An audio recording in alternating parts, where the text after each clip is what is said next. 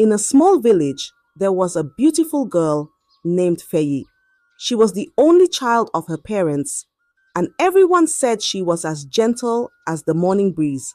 Feyi was not only kind, but also very smart. She loved going to school, and every year she came home with a big prize because she was the best student. The whole village was proud of her, and her parents smiled wide when they saw her with her prizes. But Feyi's life took a drastic turn when she became an adult. A set of corpers, Wale, Kunle, Dayo, and Femi, came into the village for their service. What started as a mere friendship between them and Feyi ended on the bed as they forcefully took advantage of her, all of them at once. But they didn't realize Feyi was no ordinary girl. And what happened next? No one saw it coming. You see, Feyi had a big dream. She would always say, "Mama, Papa, I want to be a banker when I grow up. I want to go to the city and wear fine clothes and work in a tall building with many people." Her parents would nod and say, "Yes, my child, you will be great one day. Keep studying and all your dreams will come true." Feyi's life was bright and full of hope. She believed that nothing could stop her from becoming the banker she always wanted to be. But what no one knew was that her bright and happy life was about to change, and nothing would be the same again. One sunny day, while Feyi sat outside dreaming about her future in the big city, something terrible happened. Her parents went to the next village for a short visit, but on their way back, there was a terrible accident. Feyi's parents didn't make it. Just like that, her whole world came crashing down. When the news reached the village, everyone was shocked. The people gathered, and the village held a proper burial for Feyi's parents. There was singing, there were prayers, and everyone came to support her. But none of it could heal Feyi's broken heart. She cried every day, and the pain was so deep that she couldn't even think of school anymore. Before, Feyi was always the brightest in her class. Now, she could barely pay attention. Her mind was full of sadness. Sometimes, she just sat there, staring at her books, but seeing nothing. The teachers saw her pain and didn't scold her. They knew what had happened and didn't want to make things harder for her. But Feyi didn't know how to go on. Her dreams of becoming a banker seemed to vanish. Life felt empty, and her heart was filled with sorrow. What Feyi didn't realize was that her struggles were just beginning, because soon she'll get herself in the adult life she didn't plan. Feyi managed to move on to secondary school, but things weren't the same anymore. Her grades were no longer good. The girl who used to be the best in class was now struggling. Feyi didn't want to go to school at all, but in her village, every child had to go to school. If she stopped, it would bring shame to her family, even though they were no longer there to guide her. Every day, Feyi felt sad. She sat in class but barely paid attention. Her books looked blurry through her teary eyes. Sometimes, she would sit quietly in a corner, crying all alone. She missed her parents so much, and the dreams of becoming a banker seemed far away, like a balloon floating out of reach. She thought, "How can I go to the city and become a banker without my parents? What's the point of studying when I have no one to be proud of me anymore?" These thoughts filled her head, and it made her feel like her life had no meaning. But no matter how sad she was, Feyi had no choice. She had to keep going to school, even when it felt hard, even when it felt pointless. Little did she know, her life was about to take another unexpected turn with the coming of the new corpers into the village.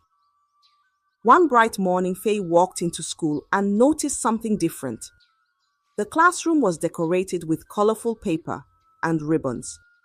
Her classmates were buzzing with excitement, whispering and laughing. Everyone seemed happier than usual. Feyi sat quietly at her desk, confused.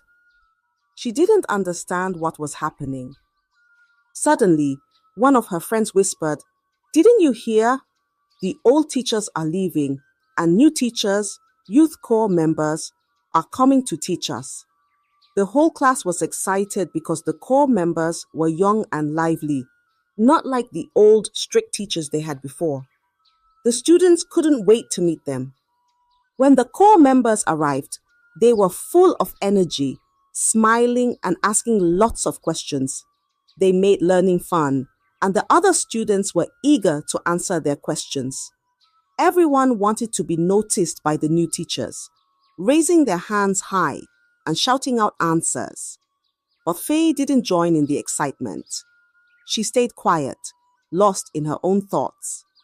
Her mind was still heavy with sadness, and no matter how cheerful the new corps members were, it didn't change how she felt inside. While her classmates laughed and enjoyed the new teachers, Feyi just stared at her books, distant from it all. Yet, something was about to happen that would draw the attention of one of the corps members to Feyi. Something that would change everything for her. Corper Vale was one of the new teachers, and he was assigned to Feyi's class. He was young, full of energy, and always smiling. Every day, he taught the students with excitement, making them eager to learn. But soon, he noticed something different about Feyi.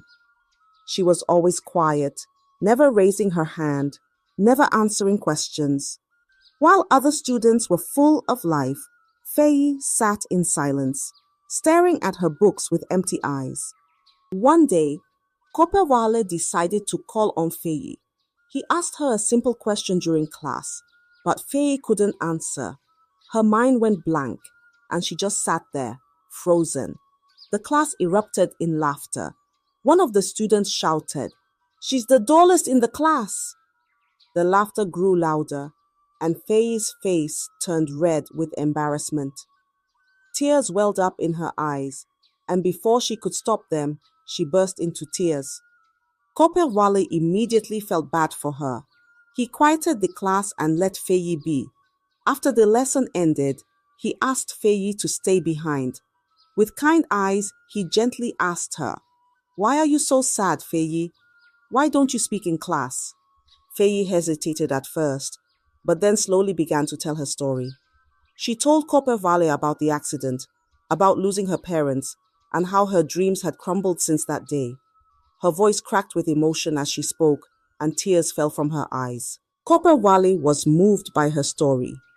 He looked at her and said softly, "Feyi, I'm so sorry for what you've been through, but you are still the brilliant girl you used to be. I will help you get your confidence back. You will smile again, and you will be the best in class once more." Feyi wiped her tears as Corper Vale promised to help her. But little did Feyi know that his kindness would lead her down a path she never expected, and soon she'll find herself in bed with the corpers. After that day, Feyi began visiting Corper Vale's house for extra lessons. He would sit with her and go over everything she had missed in class. Slowly but surely, Feyi started to improve. She could answer questions again, and the quiet sadness that once surrounded her began to fade. Vale was patient and kind, always telling her, "You can do it, Feyi. You're smart. Just keep trying." As Feyi grew more confident, she began sharing her dreams with him. One evening, while they were studying, she looked up and said, "Corper Vale, I want to go to the city. I still want to be a banker, even though things have been hard." Vale smiled and nodded. "You will, Feyi. You're strong, and if you keep working hard, you'll achieve your dream. Just stay focused on your studies for now." Vale didn't just help her with school, he also supported her in other ways. Sometimes he would buy food for her, knowing she was struggling. He even gave her small amounts of money to help with her needs. Feyi felt safe with him, and slowly her life started to get better. She began to smile again. Little by little, Feyi started to feel hopeful again. Maybe her dreams weren't gone after all. While Corper Vale was busy helping Feyi get back on track with her studies, the other male corpers had begun to notice something else about her. They saw her beauty and how often she visited Corper Vale's house. They started talking among themselves, whispering about how pretty and well-mannered she was. One evening, while they were gathered together, a few of the male corpers started to make wicked plans. "Feyi is such a beautiful girl," one of them said. "Wale seems to be spending a lot of time with her. Maybe we can have some fun too." Another one chimed in, saying, "Yes, we should all have her, even if it's just once. She's always going to Wale's house. Who knows what they do behind closed doors? Maybe he's already enjoying her." With those words, they decided to approach Corper Wale. They found him outside his house later that evening, and one of them said, "Wale, we see you with that girl Feyi all the time. She's beautiful and she's always coming to your place. Why don't you share her with us? We want to have a taste, even if it's just once." Corper Vale was shocked. His face turned red with anger as he looked at them. "What are you saying?" he asked, his voice rising. "Feyi is just a student and she's going through a lot. She comes here to study, nothing more." But the other corpers didn't believe him. They laughed and teased him, saying, "Oh, come on, Wale. We know you're pretending. Why else would she come to your place so often? We just want a turn. Don't act like you're innocent." Corper Wale clenched his fist and took a deep breath. "I said no," he shouted, his voice filled with fury. "You will leave that girl alone. She's been through enough already, and I will not let you harm her." The other corpers sneered at him. They thought he was lying, that he was secretly enjoying Feyi's company and didn't want to share. But the truth was, Corper Wale wasn't like them. He truly cared for Feyi and saw her as a little sister who needed guidance and protection, especially after all she had been through. As the other corpers walked away, still laughing and mocking him, Corper Wale's heart grew heavy. He knew these men were dangerous, and he worried about what they might try to do. He wanted to protect Feyi, but he didn't know how long he could keep the evil plans of the other corpers at bay. From that moment on, Corper Wale kept an even closer watch on Feyi. But little did he know that trouble was already on its way. The other corpers weren't ready to give up on their dark plans. They had set their minds on Feyi, and they wouldn't stop until they got what they wanted. One quiet afternoon, Feyi went to Corper Wale's house for her usual lesson. She had her books with her, hoping to learn something new. When she knocked on the door, Wale wasn't there.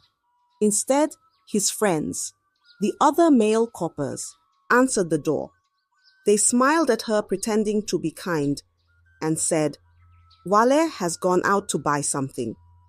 Why don't you come inside and wait for him?" Feyi trusted them. After all, they were his friends, and she believed they would treat her with the same kindness Wale always showed her. She stepped inside the house, thinking nothing was wrong. The moment she sat down, everything changed. The men, Kunle, Femi, and Dayo, came into the room, closing the door behind them. They surrounded her, their smiles fading into something dark and wicked. Before Feyi could understand what was happening, they grabbed her. She tried to scream, but her voice was trapped in her throat. They ganged up on her, forcing themselves on her one by one, taking turns doing the most terrible thing Feyi could have ever imagined and ignoring her cries for help. Feyi was left in terrible pain, her body aching and her heart broken. Tears streamed down her face as the pain grew. Feyi felt helpless, weak, and lost. She had trusted them, and now they had taken everything from her, leaving her broken and scared. When they were done, they left her there, alone and in pain. They laughed as they walked away, not caring about the damage they had caused. Feyi was shattered. She lay there for a long time, unable to move. The world felt cold and empty. She didn't know what to do or where to go. Corper wasn't there to protect her because, unknown to her, he had been called away for an emergency and had to leave the village quickly. The other corpers, Kunle, Femi, and Dayo, thought they had gotten away with their terrible act. But what they didn't realize was that their actions would soon bring terrible consequences. Consequences they never imagined. After the terrible assault, Feyi's world crumbled even more. The pain in her heart was too much to bear. She cried every day, feeling more broken than ever before. Her body hurt, but what hurt more was the fear and shame that filled her. Feyi didn't know how to go on, and the sorrow she felt made her even quieter than before. But as Feyi suffered in silence, something even worse began to happen. The village started buzzing with gossip. Some girls who had always been jealous of Feyi, especially because of how close she was to Corper started spreading rumors. They whispered, "Feyi has been sleeping with all the male corpers. That's why she's always going to their house." The rumor spread like wildfire. Soon, everyone in the village was talking about Feyi. People pointed at her when she walked by, shaking their heads and whispering. They believed the lies, thinking she was no longer the good, smart girl they once admired. Feyi felt the shame like a heavy weight pressing down on her. She couldn't handle the way people looked at her, the whispers behind her back. Unable to bear the pain and humiliation any longer, Feyi made a decision. She packed her things, left her home, and ran away from the village. She didn't know where she was going, but she knew she couldn't stay there. She couldn't face the people who believed such horrible things about her. Feyi thought she had escaped the pain, but little did she know. Her troubles were far from over. After the service was over, the male corpers, Kunle, Femi, and Dayo, left the village and returned to the city. They didn't think twice about what they had done to Feyi. In their minds, they had moved on, living their lives as if nothing had happened. They found jobs, made new friends, and seemed happy. But soon, strange and terrible things began to happen to each of them. Kunle was the first to face misfortune. He had just started a good job and was feeling proud of himself. But out of nowhere, he was fired. His boss gave no reason, just told him to leave. Kunle was shocked and confused. Why me? He thought, but he couldn't find any answers. Next was Femi. He had been feeling strong and healthy, but one morning he woke up terribly sick. His body was weak, and no matter how many doctors he saw, no one could figure out what was wrong with him. The illness grew worse every day, and Femi felt like he was slowly wasting away. Then came Dayo's turn. One day, without warning, he lost everything. His entire family, his parents, his siblings, died in a tragic accident. The pain of losing them all at once was unbearable. Dayo didn't know how to cope, and his life fell apart. As the three men faced their suffering, they couldn't understand why all these terrible things were happening. They hadn't done anything wrong, or so they thought. But the bad luck wouldn't stop. Their lives were filled with pain and loss, and they had no idea what to do. Finally, in desperation, they decided to visit a seer, an old man known for his wisdom and powers. When they arrived at his hut, they told him about their troubles and asked, "Why is this happening to us? What did we do to deserve such terrible misfortunes?" The seer listened quietly and then shook his head. He looked at the men with knowing eyes and said, "This is not ordinary bad luck. It is punishment for something you did, something very wrong. The spirits are angry with you." The men were confused. "What did we do?" they asked, still not understanding. The seer's voice was deep and calm as he said, "Think back. There is a girl, Feyi. You wronged her, and now the spirits of her parents are seeking justice." The men's faces turned pale as they realized what the seer was talking about. They had forgotten Feyi, but the spirits had not. The seer looked at the men, his eyes serious. "Your suffering is not by chance," he said slowly. "It is the result of your wickedness. The spirit of Feyi's parents is punishing you for what you did to her." At first, the men were confused. "Feyi?" they asked, scratching their heads. They couldn't remember who she was, but the seer continued, his voice calm yet powerful. "You hurt her, all of you. You took advantage of her when she was vulnerable, and now her parents' spirits have risen to seek revenge." Suddenly, like a heavy curtain being pulled back, the memory of that day came flooding back to them.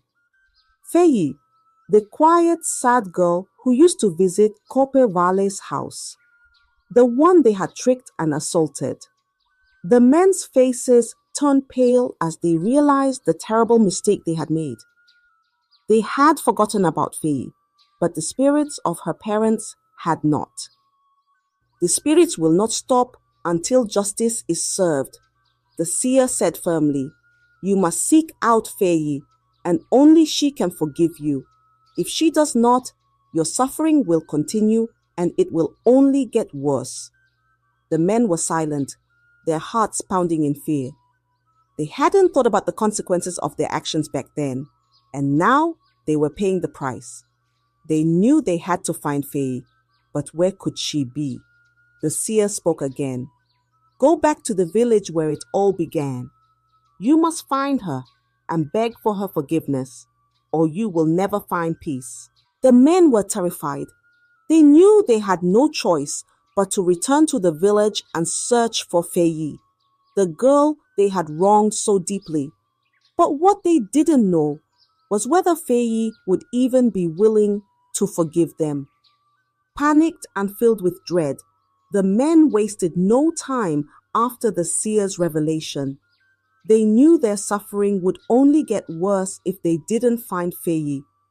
With fear and guilt weighing heavily on their hearts, they rushed back to the village where they had once served, the place where everything had gone wrong. As they arrived in the village, they were greeted by familiar sights: dusty roads, old huts, and the sound of children playing. But something was different. The energy around them felt heavy, as if the very ground remembered what they had done.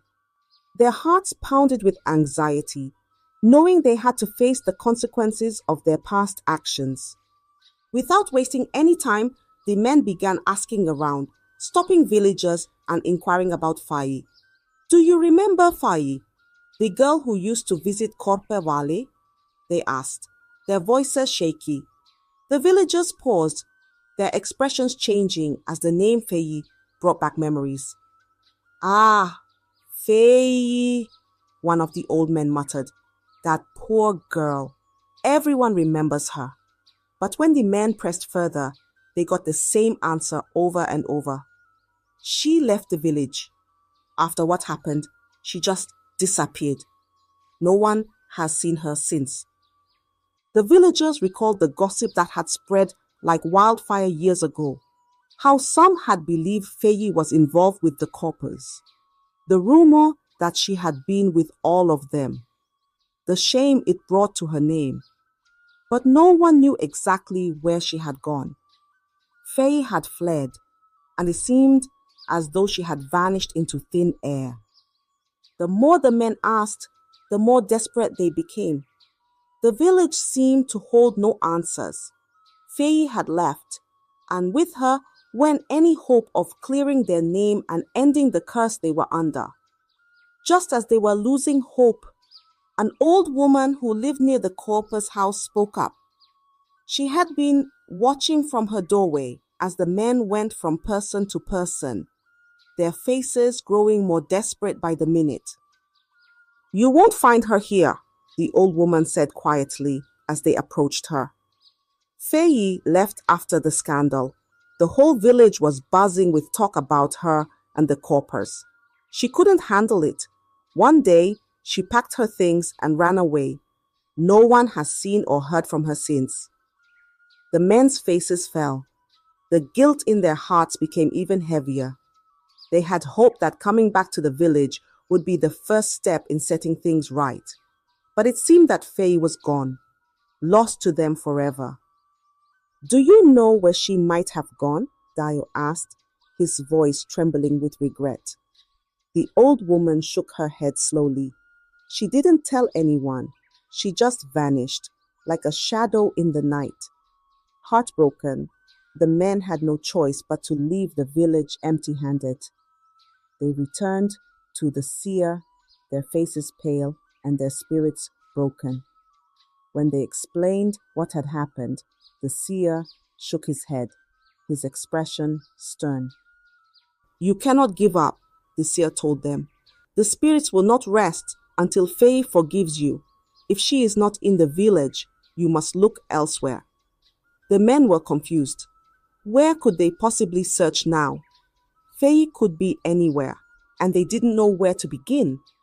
But the seer continued, giving them a hint that reignited a small spark of hope.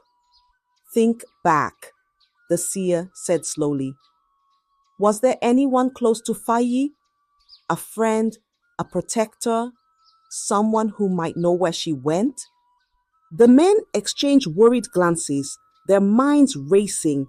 Who could possibly know Feyi's whereabouts? And then, like a bolt of lightning, it struck them.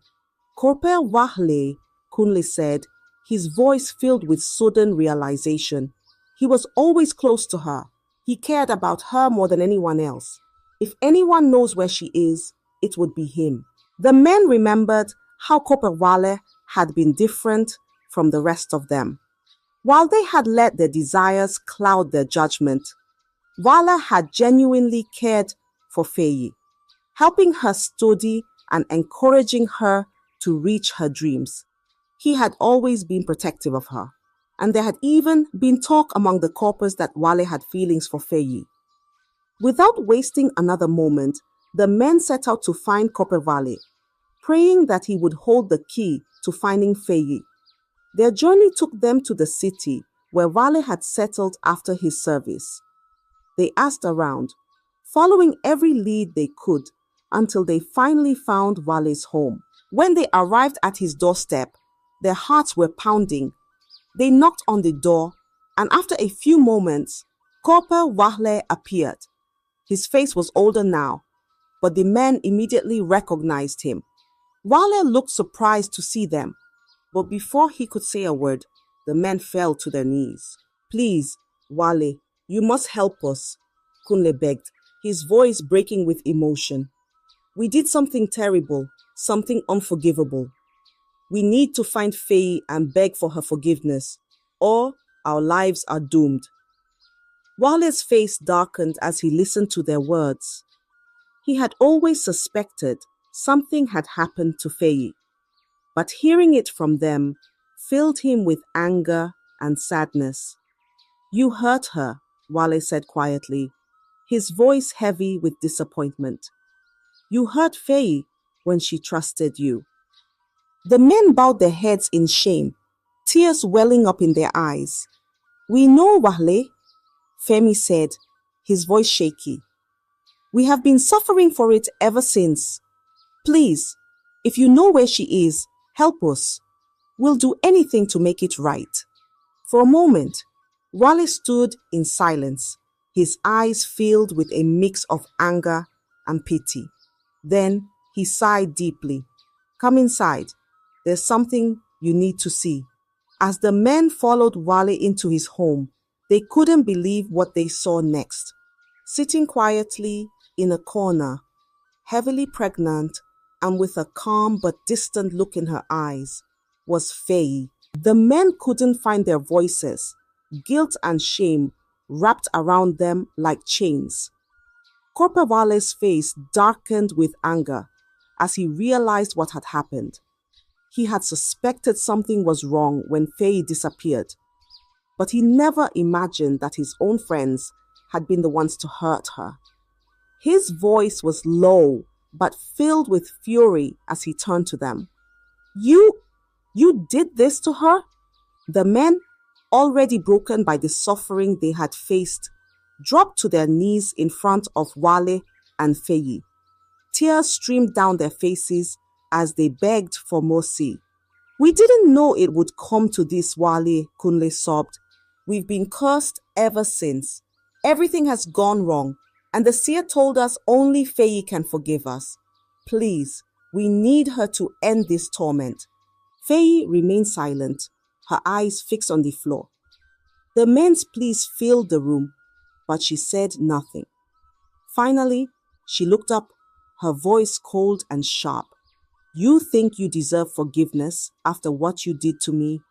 You ruined my life, took away my peace, and now you come here asking for mercy?" The room fell into a heavy silence. The men's hearts sank deeper. They knew they didn't deserve her forgiveness, but they had no other choice. They had been cursed with misfortune, and only Feyi could release them from the suffering they now faced every day. Wale, though furious, softened as he saw the desperation on their faces. He understood that the curse would only grow worse if Feyi didn't forgive them. "Feyi," he said gently, "I know they hurt you. What they did was unforgivable, but carrying the weight of their wrongs forever will only bring you more pain. Letting go will give you peace." Feyi's hands tightened around her belly as she thought about Wahle's words. She had carried her pain for so long, pain that had made her run, hide, and change her life forever. The thought of forgiving them felt impossible. But Wahle was right. Holding on to the hurt had weighed her down, and she had a child to think about now. After what seemed like forever, Feyi finally spoke, her voice steady but firm. "I will forgive you," she said, her eyes locking onto the men. "But there is a price." The men looked up, hope flickering in their tear-filled eyes. "Anything," Femi whispered. "We will accept anything." Feyi's expression was cold as she continued. "I forgive you, but none of you will ever be able to have children. That is the price for your forgiveness. You will never know what it feels like to be a parent, to care for a child. Just like you took away my peace and my future." The men nodded, tears falling freely as they accepted her condition. They had no other choice. "Thank you," Kunle said, his voice cracking. "Thank you for sparing us." Wale stood beside Feyi, his heart heavy with the weight of what had happened, but relieved that Feyi had chosen to move forward. The men left his home, their hearts filled with regret and sorrow. Though they had been forgiven, the consequences of their actions would stay with them forever. In the months that followed, Feyi gave birth to a beautiful baby with Wahle by her side, supporting her every step of the way. With his help, Feyi returned to school, determined to fulfill her dream of becoming a banker. She worked hard, and despite everything she had been through, Feyi succeeded. She became the banker she had always dreamed of being, and finally, after years of pain and struggle, she found happiness. Wahle remained by her side, and together they built a life filled with love, hope, and the promise of a brighter future. Though the past had scarred her, Feyi rose above it, proving to herself and the world that she was stronger than the pain she had endured. And as for the men, they lived their lives with the knowledge that their actions had cost them dearly. They would never know the joy of having children, and that was a burden they would carry forever, a reminder of the price of their wickedness. I hope you enjoyed the story. If so, please like the video, comment what you learned from the tale, and don't forget to subscribe to the channel for more enchanting tales just like this one. Thank you.